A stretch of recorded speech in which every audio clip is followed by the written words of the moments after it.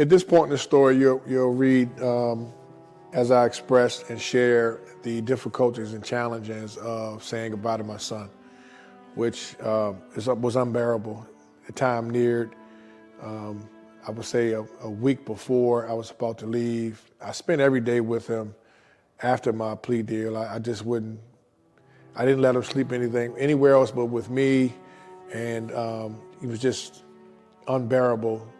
There were times I would look at him and I would have to fight the tears back just to keep him strong, knowing what was I was facing. The day before I had to leave, rather the day of I'm leaving, I took him to school and we did our normal routine, but the energy was different. My son, I had prepared him, or tried to anyway, for this moment. And as I was taking him to school, he looked at me and he just broke down and cried. It just killed me.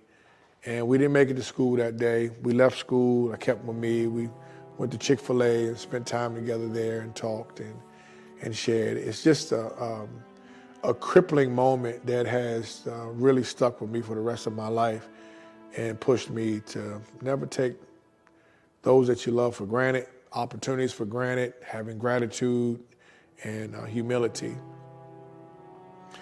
Leaving, having to say goodbye to my mom was just as tough because my mother and I have a great relationship, always have.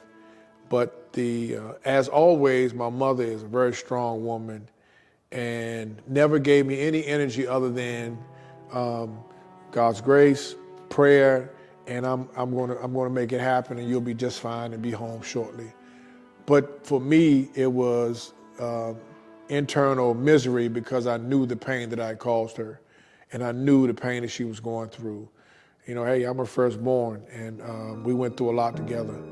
And I just felt really bad for disappointing her, disappointing my pop, failure. I just failed everybody, you know, and for what?